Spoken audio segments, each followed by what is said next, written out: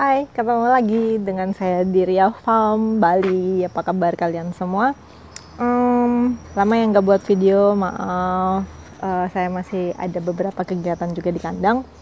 And harus tetap belajar dulu lagi. Jadi masih kuliah online lah ya. Jadi belajar untuk nambah-nambah ilmu juga di tentang babi. Kita diskusi-diskusi dengan guru saya dan yang lainnya juga.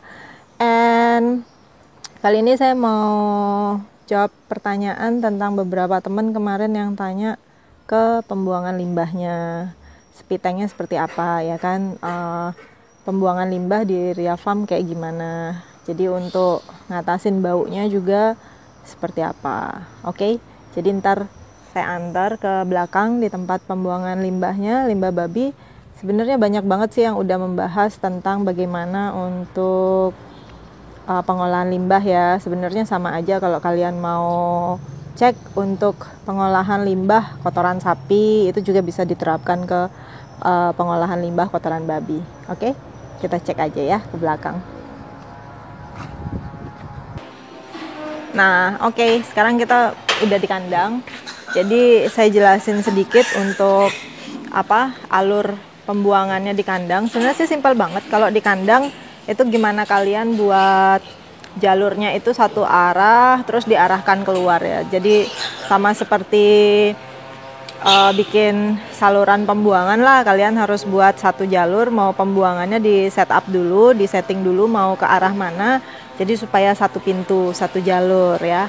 Jadi kita mau lihat sekarang pembuangannya. Oke, ini untuk kandang indukan. Untuk kandang indukan semua kotoran dia akan jatuh ke bawah sini ya. Jadi kemarin waktu proses pembuatan kandang kita udah sempat jelasin kalau kotorannya itu untuk kotoran babi di kandang indukan kita akan jatuh di lorong seperti ini. Nah, untuk itu kalian bisa disekop boleh kalau mau nanti buat pupuk kandang ya, nanti tinggal ditaburi dengan sekam atau serbuk gergaji sampai gasnya hilang, itu udah langsung bisa diaplikasikan jadi kompos. Tapi kalau di sini misalnya itu mau disemprot, itu disemprot akan lari ke bawah gorong-gorong, ke gorong-gorong sini. Nah, itu semuanya nanti dari bawah sini kita semprot, itu diarahkan ke jalur sana. Nah, jadi di jalur sini kita semprot ke arah itu di bawah gorong-gorong ini. Nah, itu semuanya jalurnya ini kita semprot ke arah pembuangan. Jadi kita di sini ada got. Tadeng. Nah, ini. Jadi di tengah sini kita ada got kecil.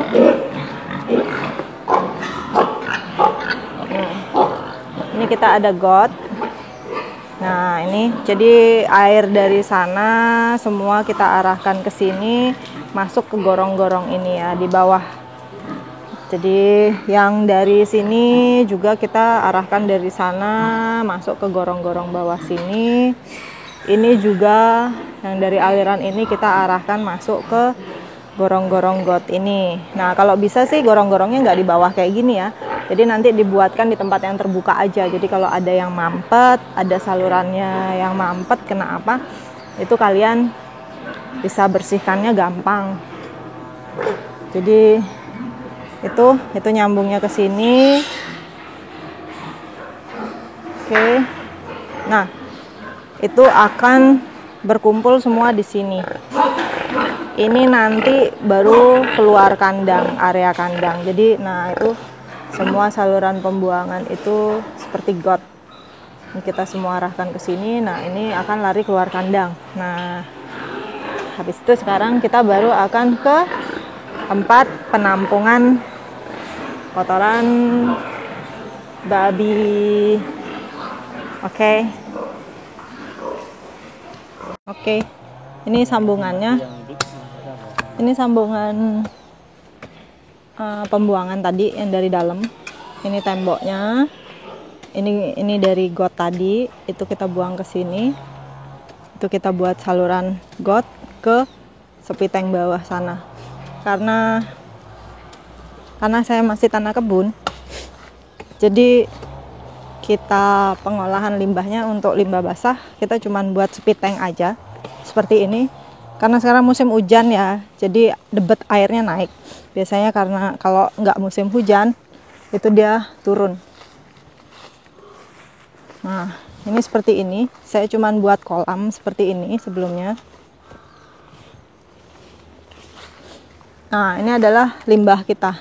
Jadi ini air beserta kotoran. Nah, ini bisa setiap 5 tahun atau 3 tahun kita bisa pompa, sedot lumpur-lumpur di bawah dan kita akan arahkan ke kebun.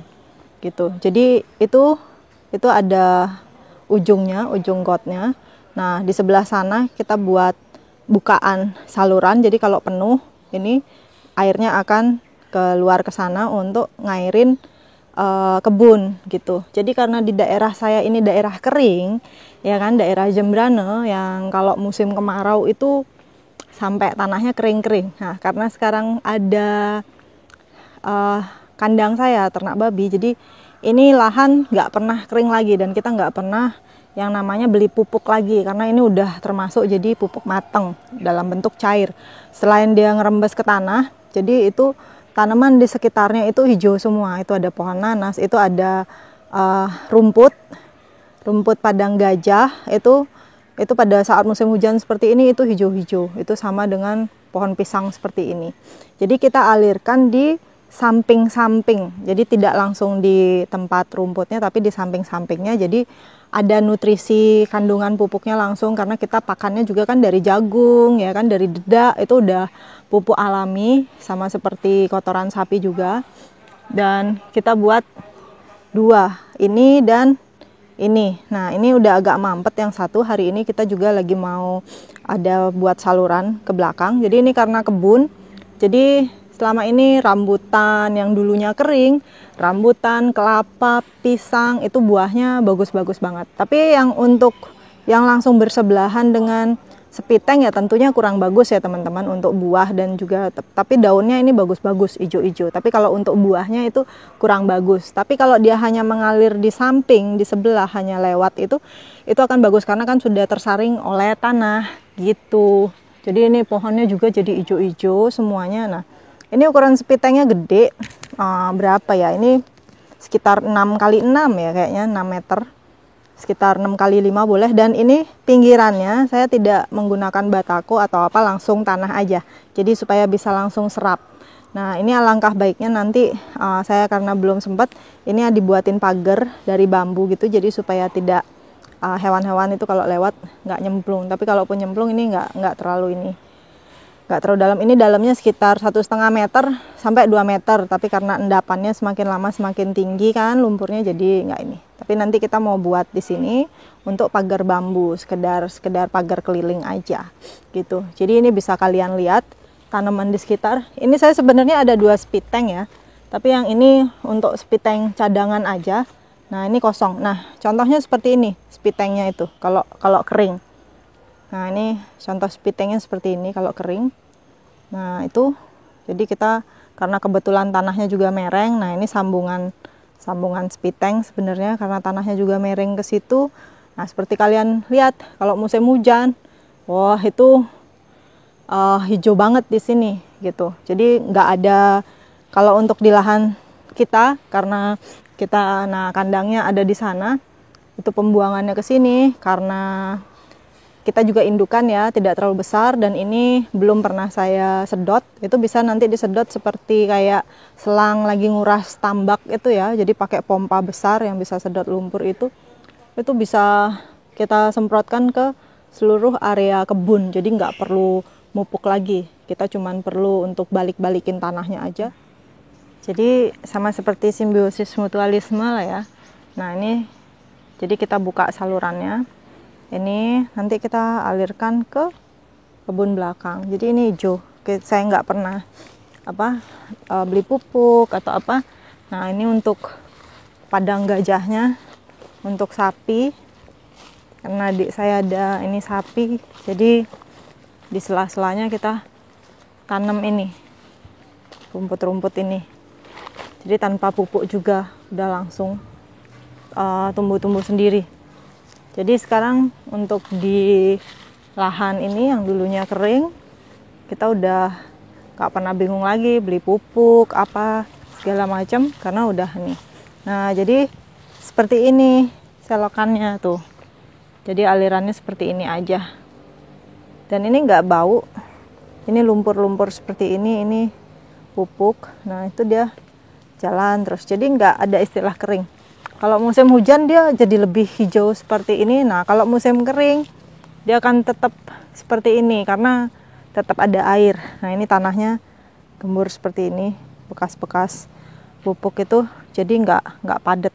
Kalau musim hujan, waktu hujan lagi deres-deres, ini akan bercampur ke tanah-tanah yang lainnya jadi lebih gembur lagi. Nah ini pinggir-pinggirnya kita kasih padang-padang seperti ini. Ini cabenya kita lihat tuh, ini cabai hijau tuh. Dan ini subur banget ini teman-teman. Cabai hijau, cabai keringi ya bahasa ini ya tuh. Buahnya banyak banget ini. Karena ada ini. Jadi sebelah sini dia tumbuh. Nah itu ya kan dia tumbuh, dapat cabai. Wah. Merah-merah seperti gini buahnya. Buahnya banyak banget ini. Jadi itu pembuangan limbah kita. Jadi di areal sekitar, terutama buat kalian yang lahannya kering, itu bisa banget. Pohon pepayanya juga ini. Nah, lihat daun pisang ijo-ijo banget. Dan ini buat usaha agribisnis bagus banget. Walaupun seperti ini ya.